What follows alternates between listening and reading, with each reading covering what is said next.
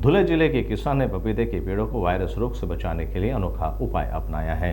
जलवायु परिवर्तन और रोगों के प्रकोप के कारण उन्होंने साड़ियों का उपयोग कर अपने पेड़ों को सुरक्षित किया। यह कदम अन्य किसानों के लिए प्रेरणा बन सकता है जो मौसम और रोगों के प्रकोप से जूझ रहे हैं।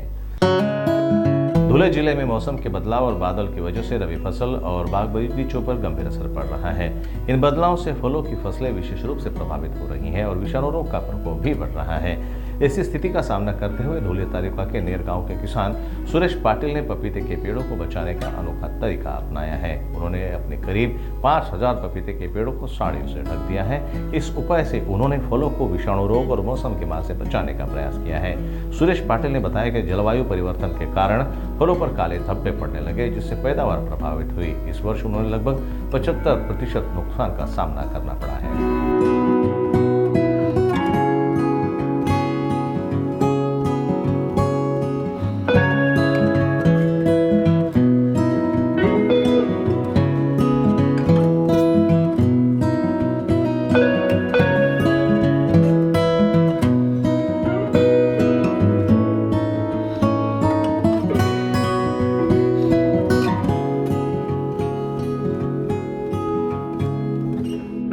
मी 5 एकर पपई मागच्या वर्षी लावली होती जानेवारीमध्ये, पण ह्या वर्षी पाऊस खूप जास्त झाला।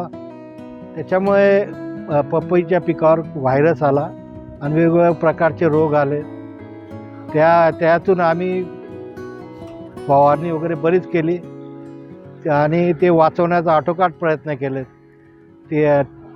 तिथून मग आम्हाला थोडं बरं वाटायला लागलं, पण परतीच्या पावसाने पुन्हा जास्त पाऊस आल्यामुळे आमचं पपई पिकाचं खूप अतोनात नुकसान झालं।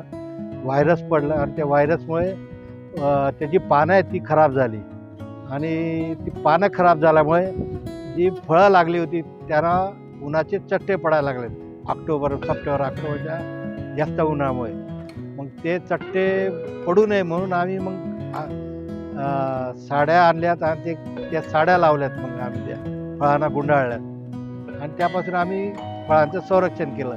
पण आता पुन्हा ढगाळ वातावरणामुळे पुन्हा ते पानं खराब व्हायला लागली, त्यामुळे आम्हाला अपेक्षित उत्पन्न भेटलं नाही। त्यामुळे आमचा खर्च जेमतेम निघतो की ना तेही शंका आहे।